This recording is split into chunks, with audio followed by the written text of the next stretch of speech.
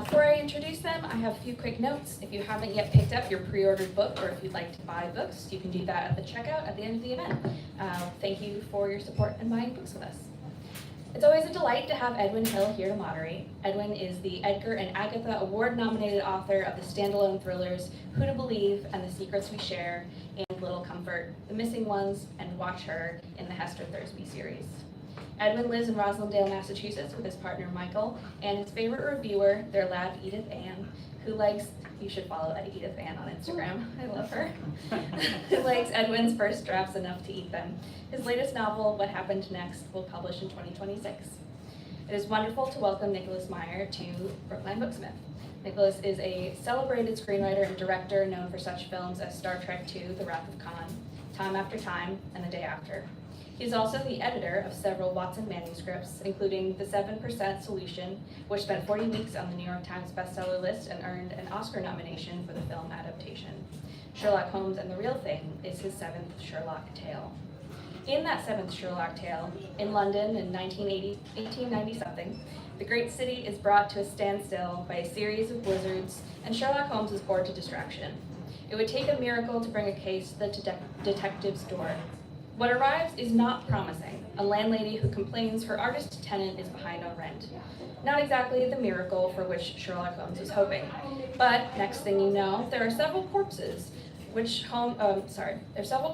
Sherlock Holmes and his biographer, John H. Watson, MD, find themselves drawn into one of the most bizarre cases of the great detective's career, and into the cutthroat big business of art, where chicanery and mendacity and cutthroats proliferate. What makes a work of art worth killing for? Is it the artist, his mistress, his dealer, or his blackmailer? The cast of characters is large, but are they perpetrators, accomplices, or victims? And just who is Juliet Packwood, with whom Watson has become infatuated? Oh, and there's another problem. Is this a genuine Holmes case or a clever forgery? Is this the real thing? If you can't tell the difference, what is the difference? And now, without any further ado, I'll hand the stage over to Nicholas Meyer and Edwin Hill.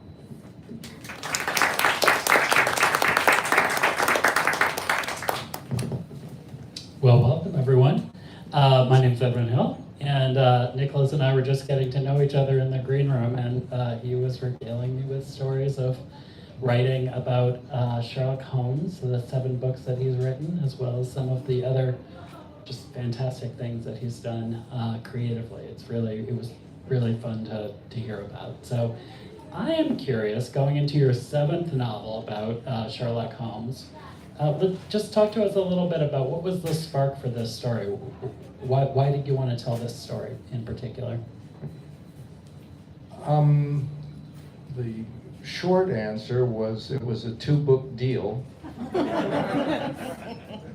And the previous novel was Sherlock Holmes and the Telegram from Hell. I didn't like to put Sherlock Holmes in the title because Arthur Conan Doyle never used it. It was the Hound of the Baskervilles, the 5 Orange Pips, Silver Blaze. But I found that if you didn't put Holmes in the title, then you had to put his picture on the cover, and it always wound up being in that deerstalker hat, which I sort of grew to loathe. But you can't do without it, so finally I succumbed, and it's Sherlock Holmes and the Telegram from Hell, Sherlock Holmes and the Real Thing. I got interested in forgery many years ago when I was interviewed by a newspaper reporter when my book was riding high on the bestseller list, and he said, "How does it feel to be a successful forger?" And that sort of stopped me cold, and I lay awake thinking, well, it didn't say by Nicholas Meyer, it always says as edited by Nicholas Meyer, but I was off on a technicality and it bugged me, and I started reading about forgery and collecting books about forgery. And forgery is a rabbit hole, a labyrinth of legal, ethical, cultural, aesthetic questions. What is the difference between a forgery and a copy? Something you can't see, the intention. A forgery, a copy announces itself. I'm a copy, I'm labor. You can buy me in the museum store. Forgery tries to pass itself off as the real thing. What is the difference between a forger and a plagiarist? There are two sides of the same coin. The plagiarist tries to persuade you that somebody else's work is theirs, and the forger tries to persuade you that their work is somebody else's. It's all a little peculiar, let's say. And then there's subcategories, what the French call à la manière de, in the manner of. And you can get that on chatbot, whatever it's called. You say, make me a Van Gogh.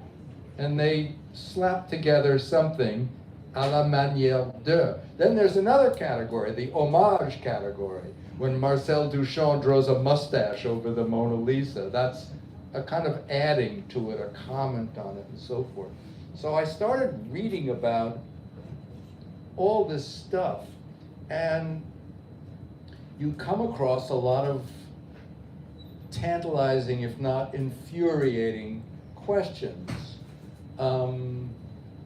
If all works of art are ineluctably, invariably, inevitably products of the time in which they are created, and to use the examples I was giving a minute ago, Mozart doesn't just always sound like Mozart, he also sounds like late 18th century Middle European music. Renoir not only looks like Renoir, it looks like 19th century French Impressionism. Okay, we can get used to the idea that all works of art are products of the time in which they're created. Well, pity the poor forger, because his work is also inevitably product of the time in which it's created. So my forgeries will jump out in time as not being as much like Conan Doyle, no matter how hard I try. And you make decisions along the way. In the 60 Holmes stories, Holmes occasionally exhibits racist or anti-Semitic characteristic traits. I didn't want those, so I didn't have them. If I were to show you, I'm jumping around, 5 movies that are all set in the year 1776. And one movie is made in 1920, and another movie is made in 1937, and another made in 1966, and so on. You would be able to tell within 5 minutes and 5 years when these movies were made. Are they black and white? Are they silent? Do they have sound? What kind of color? How is candlelight lit? If it's a, Stanley Kubrick was the first person on Barry Lyndon to be able to light 18th century movies by only candle and so forth. How long are the eyelashes on the women? What are the politics that are espoused? It's a giveaway every time. So if you take one of the great forgers, Han van Meegeren, how many people know about Van Meegeren? Dutch forger, remarkable forger. He forged Vermeers. His story alone is a movie. It's unbelievable. And I could tell it, but I won't. Anyway, and they were sold for hundreds of thousands of dollars. They're in museums, whatever. And when you look at them now, they stink. They look like Art Deco, which is when they were painted. They're not very good. I don't know how many people here are familiar with the Stendhal effect. Have you heard about the Stendhal effect? Well, I barely heard about it, but now I have to trot it out. It's when your exposure to a work of art is so profound and affecting that you are unmanned by the experience. A piece of music or a painting that reduces you to rubble, you're crying and whatever. And there are works of art, I think, to which one or another we've all responded. But what do you do when you later find out that the painting or the zirconium diamond that has so affected you isn't real? Where do you put your emotions then? I told you, it's a labyrinth. It's a whole series of rabbit holes, this forgery stuff. So I got very intrigued, and I kept reading about this for years and years, and I accumulated a library of about and by forgers. How many people have seen the Orson Welles movie F for Fake? Don't sleep, the rest of you. Find F for Fake. It's only about an hour and 15 minutes long. It's a very late Orson Welles movie. He thought he had discovered a new form, which he called the cinema essay. And what did Orson Welles discover? He discovered, and I'm not making this up, that there were two forgers living on the same island in Spain, Ibiza, if you can only say like this, Ibiza. And one of them was a Hungarian named Elmir Dohori, who was famous for his Modiglianis and his Picassos. And again, they're in museums and private collections all over the world, and people are having the Stendhal effect. He was very good. And then there was another guy living right there who was his biographer, a man named Clifford Irving. And Clifford Irving was clearly inspired by Elmir Dohori because he went on to forge the Howard Hughes diaries. And out of these unlikely elements, Orson Welles, I guess, found out that the BBC had started to do a thing about Elmir Dohori, and there was a lot of footage. And he got his hands on the footage and the interviews with Clifford Irving, who discusses Elmir. This is before he was, I guess, exposed as his own forger. And he whipped this up, inserting himself at various points into the movie. It's called F for Fake. And forgery is tricky. It's a labyrinth. You can get lost and never quite find your way back out, which I think is what happened to me over many years. When I was living in London, the BBC put on not the BBC, the British Museum, did a whole exhibition called Fake, ? And it had wonderful forgeries, fish with fur, and crazy things that people swallowed, you should pardon the expression, whole. Anyway, all of that somehow wound up forming the background to this, and then since I was a forger, the whole thing became kind of meta, which I don't quite know what that word means, but I thought I'd throw it out and see what happens. I have meta right here on this page. Whom have you met? So I have a couple of different directions I could go with, but so much interesting stuff there. But I think the first question I want to ask you is this idea of things being of their time, because you've had this relationship with Sherlock Holmes for over 40 years now. So if you were to look at your own work, look at this book versus the 7% Solution and all the books in between, how has your relationship with Sherlock Holmes changed? How has that evolved over the years, and how is this book different than your first book? This is a terrific question, and one I don't think I've been asked before. My first, off the top of my head, is I start thinking about Felix Mendelssohn, who never matured. The octet that he wrote when he was 16 is virtually the same as the Resurrection Reformation Symphony. He just was like Athena from the head of Zeus. I'm not talking about me now. But he did not mature. He did not evolve. And artists are not the best judges of their own work. This is, you lose all proprietary authority over your creations the moment they're finished. They're like messages you put in a bottle, you throw it out there and hope somebody's gonna find it and pop the cork and make out what you put in. But you're probably not gonna be looking over their shoulder when they do it and say, that's not gum, that's gun. So I'm not a good judge. Robert Burns wrote that poem, I would to God the gift he gave us to see ourselves as others see us. I can't quite see. I do know that as years went by, I picked up or discarded certain verbal or linguistic tics. At a certain point, I started to make war on adverbs.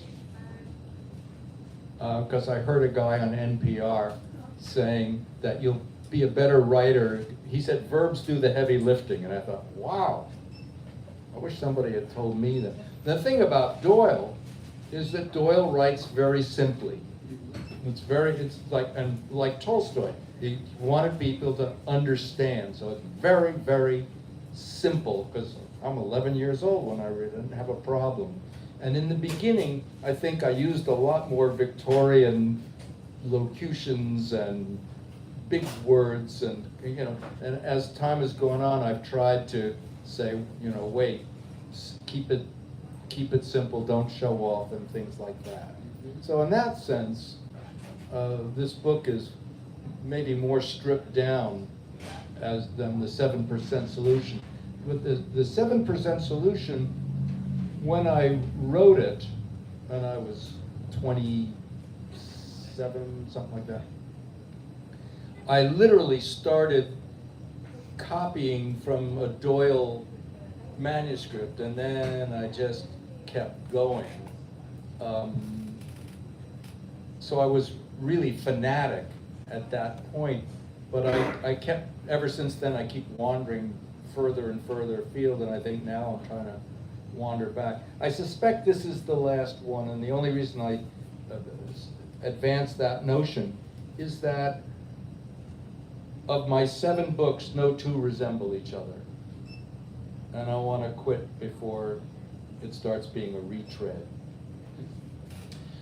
So I guess, so we heard a little bit about how your relationship with the written word has changed.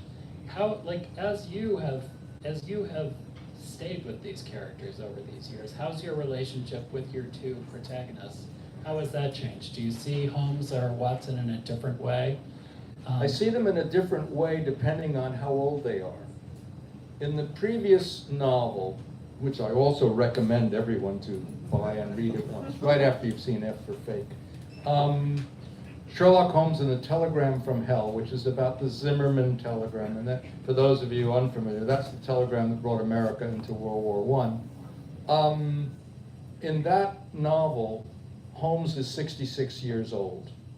In this novel, which is taking place somewhere around 1896, as I picture it, he's a much younger man. And so what his status is, what his psychology is, and what his relations with Watson are, what his thought processes are, is less developed, or at least the idea being it's less developed. When I went to work writing the screenplay for what became Star Trek II, The Wrath of Khan, I was dealing with actors who were older. And the question was, do you try to ignore the fact that they're old, or do you make it a story about them being old? And I think this story is about them at a younger point than the Telegram from Hell. And so you have to figure out how far evolved are they. For example, Watson is married in Sherlock Holmes and the Telegram from Hell. And his wife is a suffragette. And this is something that he cannot get his head around. They sort of agree to disagree about where women should have the right to vote. And you may know that during the First World War, women who were protesting were thrown into jail and force-fed when they went on a hunger strike. They had tubes shoved down their throats. And Watson, I don't think, would have approved of any of that. But that's part of who he was in 1916 and earlier when he was married to this woman. This was something, and it's discussed in the, no, it's not discussed in that one. It's discussed in a book called The Adventure of the Peculiar Protocols. I don't know how many here are familiar with the Protocols of the Learned Elders of Zion. Does anybody know about it? You can Google it. It's the most famous and destructive and vicious hoax of all time. And no matter how many times it's been exposed as a hoax, and it's been exposed from the beginning, it won't die. It purports to be the minutes of a secret meeting of Jews intent on taking over the world. It's taught in schools throughout the Middle East as a textbook. It was a television series in Egypt. Henry Ford published all of them in the 1920s in his newspaper, the Dearborn Independent, which incidentally had the largest circulation of any newspaper outside the Daily News, until he was sued and forced to retract them and close his newspaper. But those forgeries won't die. And nowadays, you know, a normal person looking at them say, well, this is ridiculous. And they're not even authentic forgeries. They're plagiarized from something else. So there's another rabbit hole for you. I don't know why I brought up the telegram from his wife being a suffragette, yeah, because, well, it links up with Constance Garnett and a whole bunch of other things. Anyway, I forgot your question, but that's my answer. Well, we touch a little bit on suffragettes in this novel, so. Yes, we do. And I wouldn't say he rejects the idea wholeheartedly in this novel. Well, he's coming around. He respects his wife. She is not a negligible person. In this novel, it's about how Watson meets his wife, among other things. And she is someone to be reckoned with. He has not absent-mindedly fallen for, I mean, she's attractive, but instantly there is a certain frisson when they meet, and he's a widower and does not expect to fall in love again, but we know from reading all Sherlockian documents of Doyle that he's been married more than once. So this is a book about how he meets his second wife, who features in the protocols and in the Telegram from Hell. Not quite a chick flick, but close. She's an interesting character. I liked meeting her. So I wanted to talk a little bit about sort of how do you get into the head of Doyle, into the head of these novels as you're writing. So there's certain things that we all expect from a Sherlock Holmes novel. We expect deduction, we expect observation, we expect logic. So can you talk a little bit about how you construct the novel so that we're getting to those clues and the things that are expected from a Sherlock Holmes story? Here's a long-winded answer, right?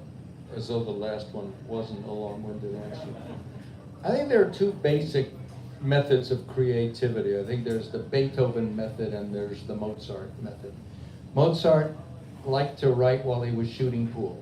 Apparently he was a good pool player, and he would write the whole thing in his head, and then he would copy it out. There's very few corrections in a Mozart manuscript. In Beethoven, the whole thing is externalized in those sketchbooks, and it looks like a demented chicken crossing the staff paper as he tries one way or another to figure it out. And I think my method is sort of a little bit, starts with the Mozart method. And then I walk around with the, by the way, I went to China and produced this, and I thought this would get a big laugh, you know. And but of course nobody remembers Mao's Little Red Book anymore. I was revealing my age. So I walk around with this book, and it says, pick up dry cleaning. Well, it doesn't always say about, but sometimes it's about what I'm working on. And I think plotting these things is a little bit like headlights on a car on a dark road, and the headlights will illuminate enough for you to get to the next place. And the biggest boon for all of this, as far as I was concerned, is computers. Because if you are not by temperament a perfectionist, the thought of getting out the scissors and the Scotch tape and the whiteout to fix a comma, and you think, oh, fuck it, you know, it's whatever. But now that a computer allows you to write and rewrite and change things and switch and makes it easy, it encourages a kind of perfectionist sort of tendencies. It also encourages, and I'm not guilty of this, but writers to write longer. Books have gotten bigger and bigger thanks to computers, and editors fewer and fewer, so no one is saying, stop it. In any case, so that's sort of the beginning of how I also think I'm influenced by being a screenwriter and a filmmaker. So I sort of think in visual terms, you know, what's the first shot? And what do you want to see next? And once you have a first draft, then you can go back and play with it forever, try setting things up beforehand and making things pay off. The longer answer is that the oracle at Delphi tells Socrates, according to Plato, that he's the wisest man in Greece. And Socrates thinks that can't be right. So all I need to disprove the oracle is to find somebody wiser than me. So he goes looking all through Greek society, talk to everybody, and he finally gets around to the poets. And I think he means the artists. And probably was all guys back then. And he thinks, these guys who write and paint and sculpt so insightfully about the human condition are going to turn out to be wiser than me. He goes, imagine my surprise when I found the poets were the stupidest people I spoke to. They were infantile. They were like children, except when they did their art. And then they go into a kind of trance and take dictation from God. And this they call inspiration. Then they come out of it, and they go back to being jerks again. Certainly true of yours truly. And when people say, well, how did you do this? I said, I don't know, I'm not sure I was there. And that sounds a little highfalutin, but it isn't really. I don't think it really is. So that's my long-winded answer. But at least I remembered the question.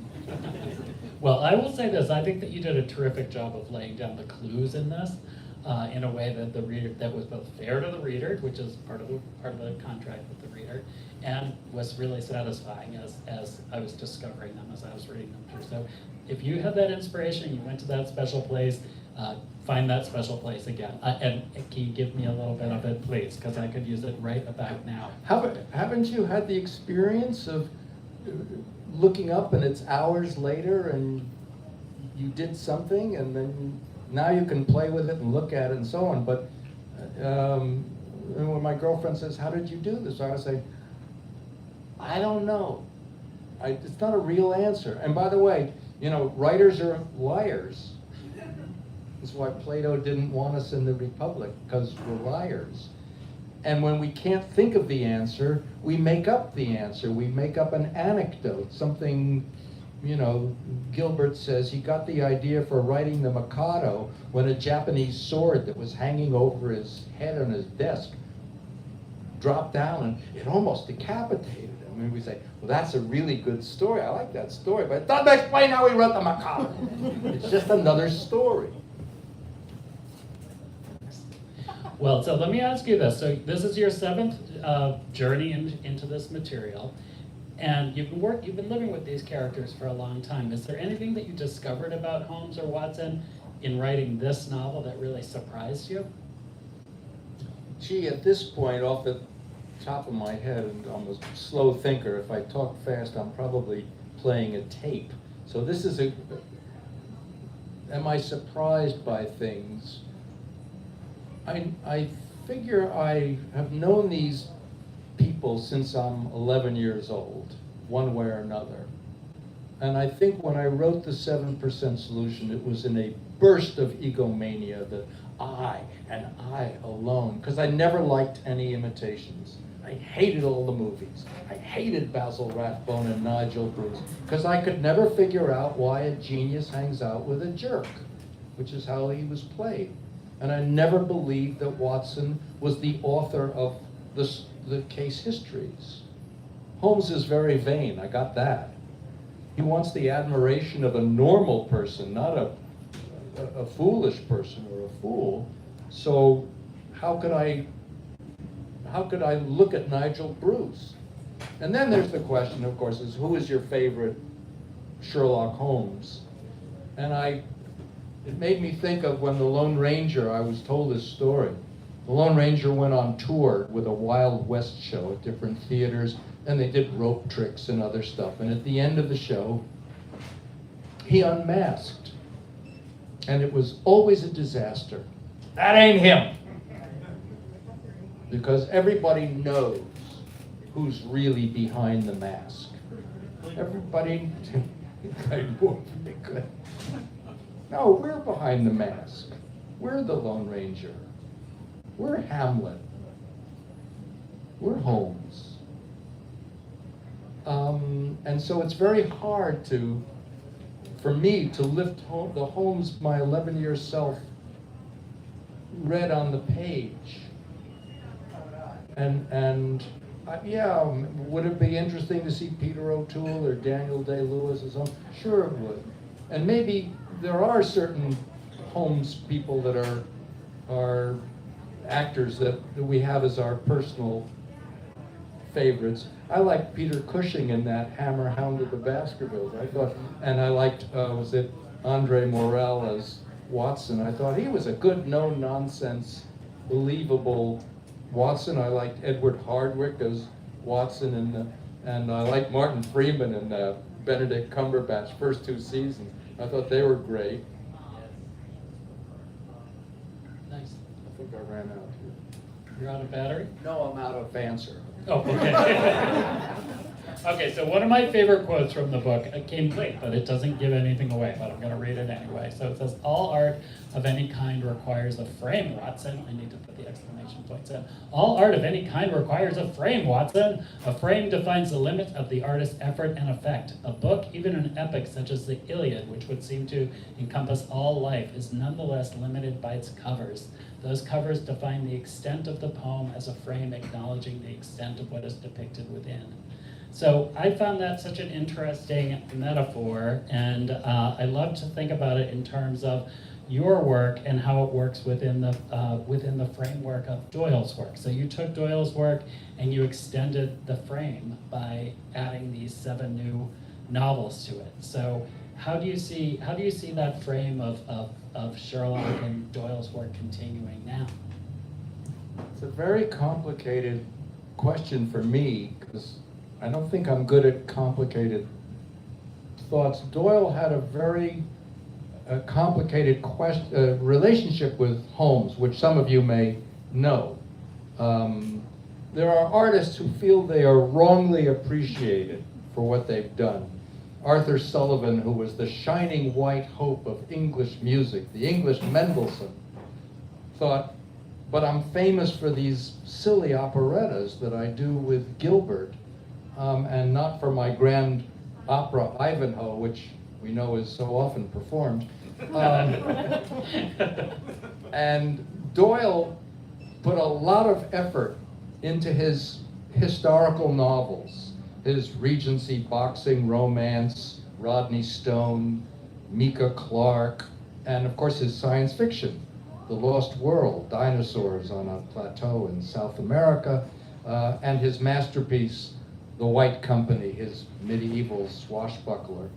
And yet, he was remembered, celebrated, and incredibly rich because of these Sherlock Holmes stories that he would turn out, as he put it, once a week. And by the way, when you look at Doyle's manuscripts, very few corrections.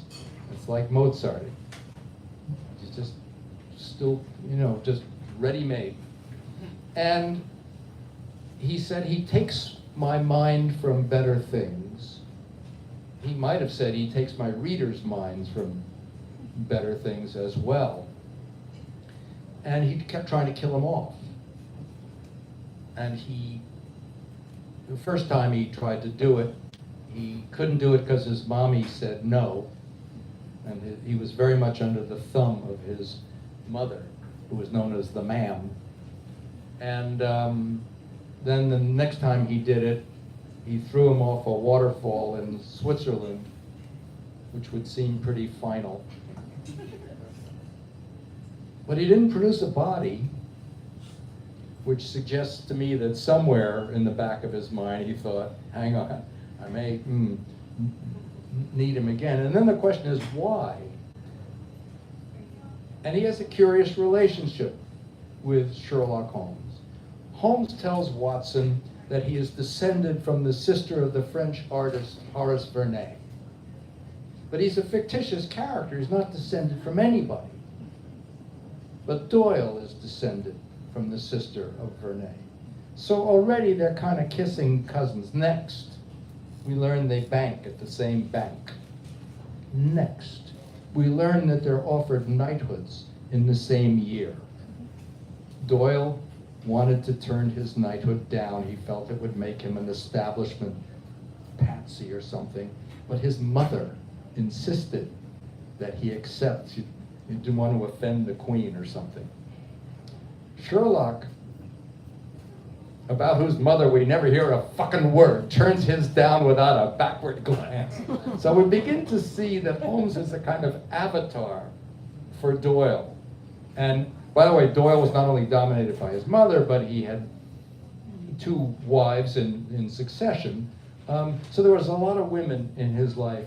Is it a surprise then that Holmes is very sort of suspicious and skeptical about women? Whatever Doyle had going on, Holmes could articulate. In that sense, was a kind of avatar for Doyle. And I think he's become an avatar for me in many respects. I get to put things in his mouth that I would like to articulate. He's my ventriloquist dummy. There are things you can't put in their mouth because it's too out of character, and it requires some restraint. For example, on Doyle's part. In 1916, Doyle became a confirmed and convinced spiritualist. This happened a lot in World War I, because people lost everything and everyone. They lost husbands, they lost sons, they lost brothers, they lost fathers. It was a bloodbath. And so there was a rise in Ouija boards and people communicating with the dead. And Doyle had lost a son, a brother, and a brother-in-law. It's not entirely surprising that from 1916 until his death, he proselytized on behalf of the great news, they are not dead. But he never made Holmes an apologist for it. Holmes says to Watson in The Sussex Vampire, I take it, Watson, neither of us are prepared to admit diabolical intrusions into the world or the affairs of men. This agency stands flat-footed on the ground. No ghosts need apply. He didn't have to do that. But that's a certain amount of discipline. And I find for myself in writing Holmes and Watson, I have to color within the lines. And I have to be careful that I don't go too far. And yeah, I've had Watson fall in love, and I've had Holmes do this and that. But basically, I've tried to play fair, or play within what my intuition tells me is okay to have coming out of their mouths. I'm sure I've screwed up on occasion. Indulge me on this last question. And Last everyone question. Start thinking about your questions. So I really love Time After Time, which is a movie that Nicholas directed. And wrote, let's not leave And out the wrote. good part. So for those of you who came out in 1979, it's about H.G. Wells traveling to modern day, 1979, in pursuit of Jack the Ripper. So if we were to take your two characters from this novel, Sherlock Holmes and Watson, and bring them into into 2025, what do you think they'd make of the world? How would they interact with this world? It's a very interesting question. How many people here have ever seen a film by Jean-Luc Godard called Alphaville? So in Alphaville, It's a science fiction world in which there is no sci-fi hardware. It's just that everything has a different name. Somebody says, hand me that communicator, and he gives them a book. So it's all in your head. And time after time, for those of you who've not seen the movie, is a movie where H.G. Wells, building a time machine, goes into modern day San Francisco, where there is no sci-fi hardware except in the audience's head, because everything that Wells sees and encounters, a television, an airplane, a woman in hot pants, is all sci-fi. So I think the question is not whether they'd be able to navigate our world, but what their reaction to the world in which they find themselves would be. Disoriented for sure, but maybe would they rejoice in telephones and when at one point we were considering a remake, a television series based on Time After Time, and we had a scene where Wells is walking down the street in modern day San Francisco, and everybody is talking to themselves. You think everybody's gone crazy, and because he doesn't know about, book readership has dropped 40% in the last 20 years, according to an article I read in the New York Times. We're all like salmon swimming upstream now, because we're all on our phones, and our attention spans get shorter and shorter. And that guy, Jeff Katzenberg, with whom I went to high school, I don't know, about 10 years ago, started this idea called Quibi or Kibby or whatever it was, where you would watch a 30-second episode on your phone, and it flopped, but only because he was 10 years too early. Now, he raised a lot of money, could have happened. And Okay, now indulge me in this last thing, just because I wrote it. It's we're going to do a lightning round. You just have to choose one of two things. I stole this idea from Peter Swanson, who's an excellent writer who lives here in Boston. Okay, so would you rather spend a day at 221B Baker Street or on the Enterprise? 221B. Would you rather master the violin or use a phaser? Well, my sister's a violinist. I'll go with the phaser. Okay, would you rather face off against Moriarty or Khan? Well, I never thought Moriarty was real, so I'd rather face off with Moriarty. All right, would you rather be recorded in Watson's Chronicles or in Kirk's Captain's Log? Oh, Watson, without a question. I already know the answer to this one. Would you rather wear the deerstalker hat or a Starfleet uniform? I've never worn a deerstalker in my life. Superstition, maybe.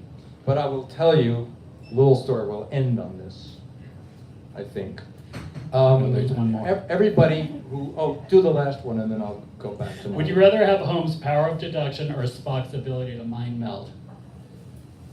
I think I'm still a Holmesian before I made, in Star Trek VI, Watson implies that he's descended from Holmes. He says, an ancestor of mine once remarked that when you eliminate the impossible, whatever remains, however improbable, must be the truth. And everybody in the theater goes crazy. Oh no, he's Holmes. I can't remember where I was going with the other one, but. Deerstalker hat or? Oh, the deerstalker. Yeah. Everybody who works on Star Trek writes a memoir. So back when there were bookstores, I would go in and I would go to the Star Trek section and look at everybody's memoir, go to the index and see how I came out. So Leonard Nimoy writes a memoir. He actually wrote two, but this is the second one. And I read in the back, having looked up myself, that the day he shot his death scene in the Wrath of Khan, that he was enraged to find that I showed up on the set to film the scene dressed as Sherlock Holmes. Now, I've never dressed as Sherlock Holmes in my life. So I'm thinking, what is he smoking? That he thought and then I remembered. In those days, Los Angeles did not have its own opera company. The New York City Opera, now defunct, used to come out for a few weeks. And I'm an opera fool, so I would go every night to the opera. And well, the day we were filming that scene, I had opera tickets. And in those days, you put on a suit to go to the opera. So he remembered I was wearing a suit, and he thought I was Sherlock Holmes. Anyway, that's all I got, folks. Thank you. Well, I hope you brought that braid to that too.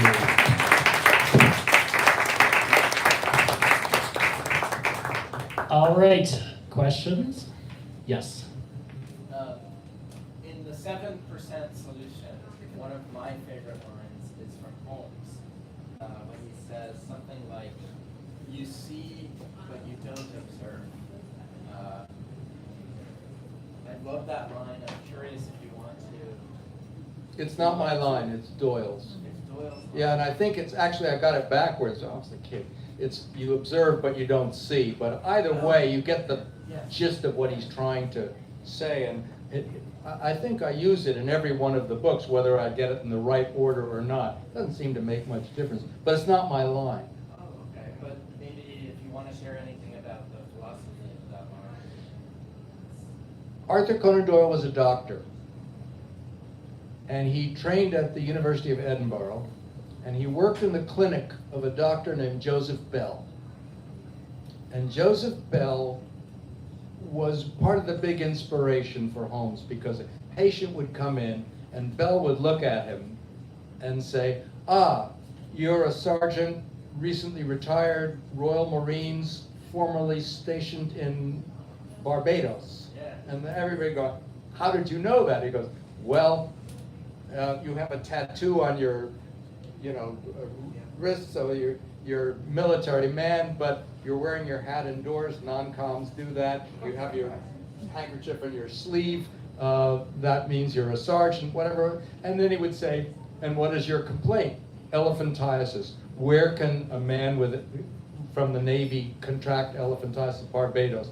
And that was the inspiration for, and by the way, Joseph Bell was modest enough and stylish enough to say to Doyle, look, let's not kid ourselves. We know Sherlock Holmes is not me, it's you. And he was very good, Doyle, at that kind of stuff. He would look at tire tracks and say these are Dunlaps and so forth. And by the way, twice he got innocent men off using Sherlock Holmes's methods. The most famous case was an Anglo-Indian named George Edelgy, who had been accused in a series of animal mutilations, and he was a minority person. He was an Indian and victim of a lot of Anglo-Indian prejudice. And Doyle took his case, and using Holmes's method, he exonerated him. So not so much Joe Bell, but more Arthur Conan Doyle, right down the line.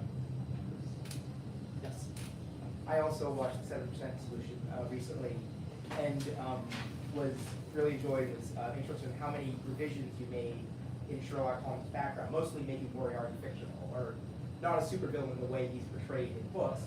And it reminded me of the way Captain Kirk became a much more flawed and nuanced person in your Star Trek movies. And that kind of character revision in modern fiction, when somebody tackles Luke Skywalker or Superman or some of these beloved fictional characters, there's this audience outrage that I don't think, I'm maybe not old enough to know, but I don't know that your movies received. Is it that creators are reinventing classic characters differently now, or are audiences receiving those changes differently now?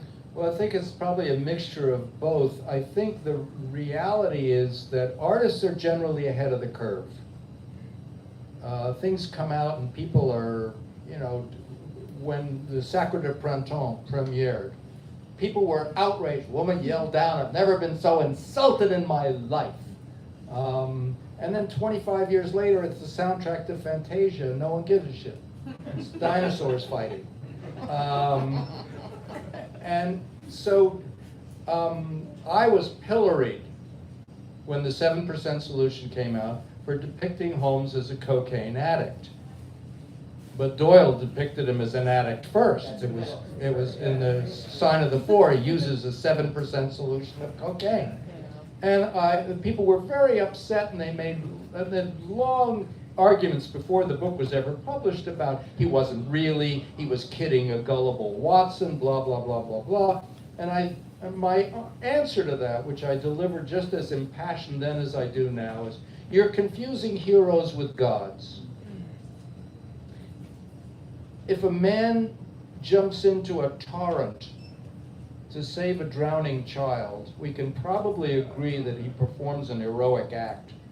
If the same man jumps into the same river to save the same kid and does it with a ball and chain attached to his leg, is he more of a hero or less? I think the fact that Holmes is a cocaine addict and functions despite it throws his heroism into sharper relief. Superheroes don't interest me, only heroes, and heroes are flawed, they've got problems. And so my book outraged a lot of Sherlockians at the time, because I dreamed of being admitted to the Baker Street irregulars. You know, every city in the world has a Sherlock Holmes society. There are 2 in Tokyo, just to give you an idea. And I dreamed of going to New York and being in the Sherlock Holmes, the Baker Street Irregulars, which is the umbrella society. And they wouldn't invite me for a while because of, you know, whatever. And then finally, 30 years later, I got in. I went from being an enfant terrible to being a grand old man. And I'm still trying to act my age.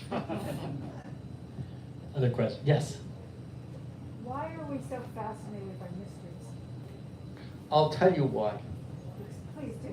This is the one answer I'm ready for. Oh, good. See, What? I'm a plant. Why are people so fascinated by mysteries? Detective literature delivers exactly the opposite of what it promises.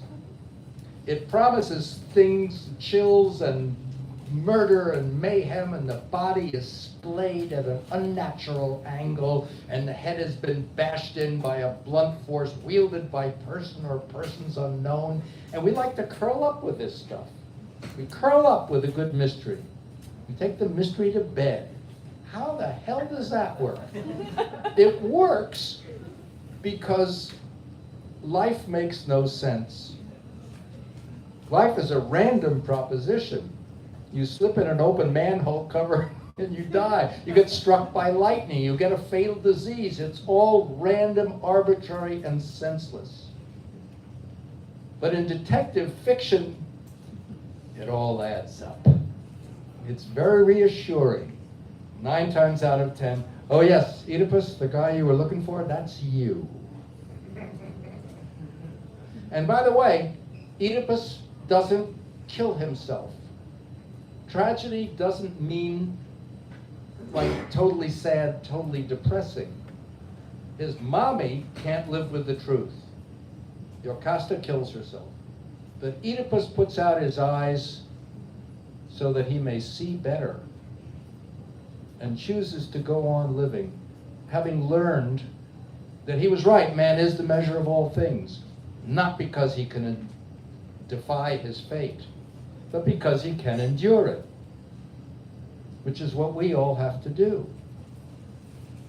And I think that's kind of my slightly long-winded answer about why we like detective stories. They're comforting.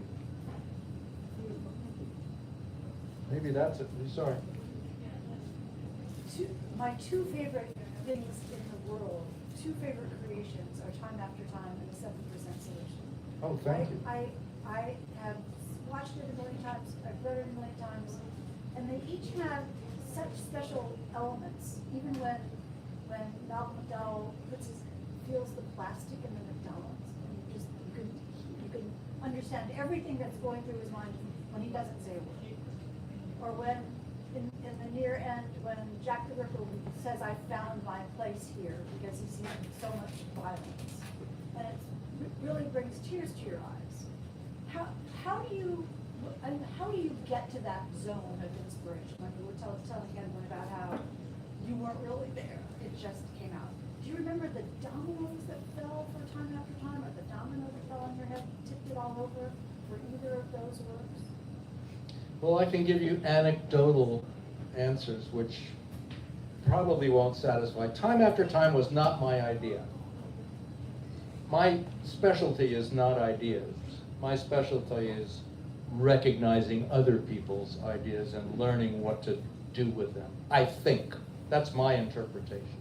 When the 7% solution was on the bestseller list, I heard from a lot of people, but I hadn't heard from in years. And one of them had been in grad school at the University of Iowa when I was an undergrad. And his name was Carl Alexander. And he called me up and he said, "I'm writing a novel which is kind of inspired by the 7% solution. Would you read it and tell me what you think?" And back in those days, I had time to read. I said, sure. So I read 65 pages of his novel, which was about H.G. Wells and Jack the Ripper and time traveling to San Francisco. And I gave him a whole bunch of notes, this, and this, and this. And then I didn't think about it anymore, except that I couldn't stop thinking about it. I thought, never in a trillion years would you get this idea. But this thing is, you're falling over it, and he doesn't even realize it's a visual idea. He wants to do it as a book, and I'm seeing it as two guys running around in Victorian outfits. How expensive could the movie be? And I thought about, that Jean-Luc Godard Alphaville, no props necessary. And it's all sci-fi. And so I just got nominated for an Oscar. They would let me direct this, and I thought, what a pity you didn't, And then another 3 weeks go by, because I am not the sharpest knife in the drawer, before I say, schmuck, option his story. So I optioned his story, wrote the screenplay the way I thought it should be, and then I gave him the screenplay. I said, here, help yourself. Take anything you want. Because I knew if it helped him get his book published, they would cross-fertilize in some way. So that was how I... Was that your question, sort of? It doesn't matter. I just want to see how your mind works. Yeah, me too. Yeah, you have to get in line. We have Yes. time for one more. I'd kill myself if I didn't ask this. How did you direct William Shatner to deliver the Khan? So much. What was your direction to that? I don't remember. What I do remember about directing Bill, he's a very good actor who, in my opinion, did so much TV at a certain point, and he had reasons. He had reasons to be doing it. But in TV, if nobody falls down, you print it, because you're going a mile a minute. And he was very protective of Captain Kirk. That was his character. And I remember when I found the secret of working with him, because he gave great performances in my movies. And I learned it when we were filming the scene where he and Khan are having their one face-off on a FaceTime thing. And Khan is waiting for something that Kirk is supposed to give him. And meanwhile, Kirk is cooking up his own surprise. And finally, the line in the screenplay, which I wrote, was, "Here it comes." And the first time Bill said it, he goes, "Here it comes." And I said, Bill, this man is really smart. If you are dripping sarcasm off my lens, he's gonna know that something is happening here. So let's try it again. Oh, he tried it again. "Here it comes." Sorry, it was no good for sound. Can we run one more? And I just kept doing it until he got bored. And when he got bored, he got good, because he stopped striking attitudes. "Here it comes." So that's how I worked with him. But I don't remember the con thing. It's just, you know, there are things which we call in movies happy accidents. I think we did have one more question over here. Yes. Circling back to your early discussion about forgeries. Did you discover any, or did you come to the conclusion that they share any psychological profiles? Well, they do, they, And are there any great women forgeries? oh, wow. You've asked the first question where I can't simply roll tape. Are there great women forgers? First of all, there's all kind of forgery. There's art forgery and there's literary forgery. Of course, you could argue that, I don't know if you'd say it's forgery, but women hiding behind men's names. The Bronte sisters, Currer and Ivor Bell, how will you get those names? George Eliot, whose real name is Mary Ann Evans. So they were, if not forging, at least forging identities. So in that sense, there are women forgers. I need more time. Everybody wants to go home now or something. Thank you so much, everybody. And I hope you enjoy the book. Thank you both, this was wonderful. So we do have books for sale back at the register there. They are pre-signed, but if you'd like to have it personalized, we'll do a line. Nicholas will stay here, we'll start the line right there and just kind of wrap it around to the back of the event space. Thank you.